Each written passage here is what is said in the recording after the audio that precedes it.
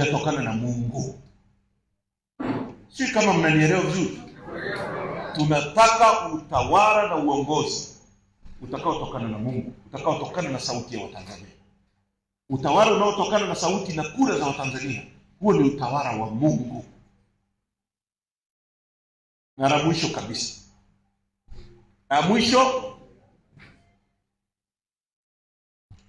haya mambo haya mnayoyaona, hakuna jambo jipya duniani. Kisa cha Yusufu si mnakijua kwenye Biblia? Ndugu zake walimkamata wakamuuza, sio? Kwanza wakamtupa kwenye shimo, wakamuuza akaenda Misri. Akawa mtu mwadilifu, mkweli, asiyekula rushwa, akasingiziwa, sio? Kwamba ametaka kutembea na mke wa nani? Wa Potifa. Potifa si ndio alikuwa waziri mkuu? Akaenda gerezani akafungwa kifungo cha maisha. Kwanza ilitakiwa anyongwe kwa sababu ni treason, ni uhaini.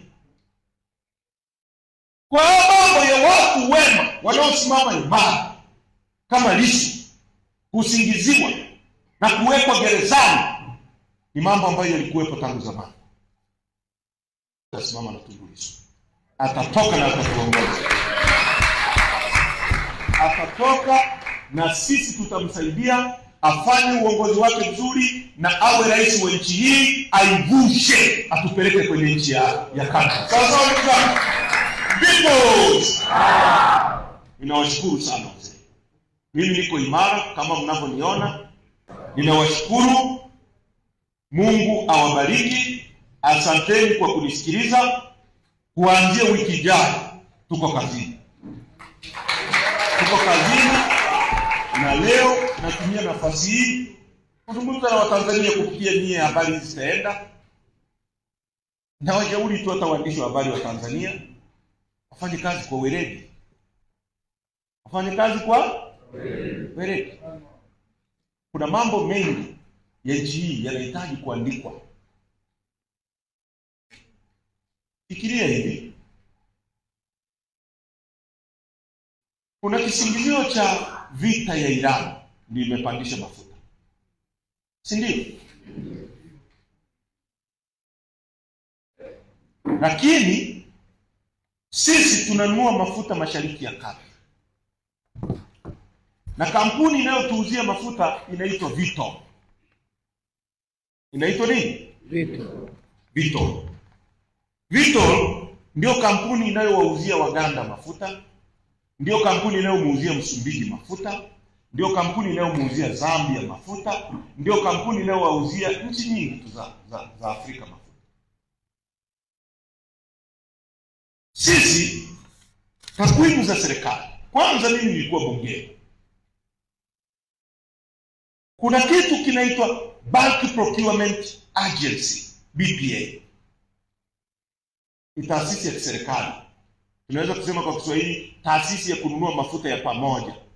Na Mwalimu Nyerere alitujengea matenki ya mafuta tangu mwaka 78 wakati wa vita. Pale panaitwa Tipa, Dar es Salaam. Kwamba wakati tunapigana na nduli tuwe na stoku ya mafuta. Kwa kuna sehemu ya kutunza mafuta ya kutumia miezi mingapi? Tipa.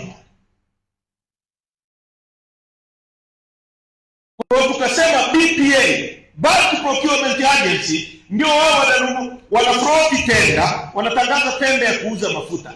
Kampuni zinakuja pale, zinaleta ushindani. Kampuni ya Heche inasema mimi nitakuuzia shilingi 10. Kampuni ya mzee wangu hapa inasema itauza shilingi 50.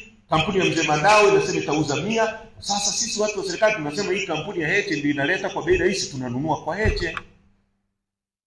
Ndivyo ilivyokuwa. Kuanzia mwezi wa pili mwaka huu imefanywa change down.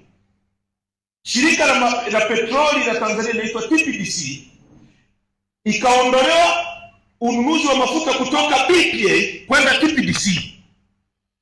TPDC badala ya kutangaza tenda ya ushindani ikachukua hiyo tenda ikampa mtu anaitwa Vitol. Vitol anatuuzia Tanzania mafuta kwa metric tani moja, kwa tani moja ya ujazo ya mafuta kwa dola 260, 200 mpaka 260. Vitol huyo anamuuzia Uganda mafuta hayo metric tani moja kwa dola 80. Mnanielewa vizuri? Vitol huyo anamuuzia Msumbiji ambaye hana bandari, anatumia bandari yetu. Uganda anatumia bandari yetu, anamuuzia Msumbiji kwa dola 90. Sasa nikisema dola hamtanielewa. Dola 260 za Tanzania ni 689,000. Anatuuzia kwa metric tani moja. Uganda kwa shilingi 212,000. Msumbiji ambao ni dola 90, dola 90 238. Sisi tunanunua mafuta kwa shilingi 690,000. Uganda ananunua kwa shilingi 212,000 kwenye kampuni hiyo. Yaani mzee Madawa ananunua sukari kwenye duka langu kwa shilingi 200. Sauti namuuzia kwa shilingi 1,000,000. Sukari ile. Sasa hakuna biashara ya hivyo dunia. Uongo kweli? Ingekuwa warau 89-90 unasema labda wewe ulijiingiza akakugonga. Lakini kutoka 89 na 90 mpaka 260 watu wamekaa wakachomoa nyaraka za serikali, wakaiagiza TPDC ikanunua mafuta bila ushindani. Watanzania matokeo yake mnaumia. Bei ya mchele inapanda kwa sababu ya mafuta. Kwa sababu nauli ikipanda mchele unapanda bei, sukari inapanda bei, nauli zinapanda, maisha yanakuwa magumu, bidhaa zote zinakuwa ngumu. Wewe maskini, kipato chako kiko pale pale, gharama ya maisha inaongezeka. Maisha yako yanakuwa magumu zaidi. Ada za shule zinapanda bei. Uongo kweli? Huu wizi unaosimamiwa na serikali dhalimu unaibia Watanzania maskini. John Heche akisema hayo, John Heche auawe. John Heche ashambuliwe. John Heche asemewe maneno mabaya. Alafu kuna watu wanataka ninyamaze, eti nigeuke nyuma kujibu mbwa wanaonimwekea badala ya kupiga vita hao wanaokuibia pesa. Niye mnasemaje?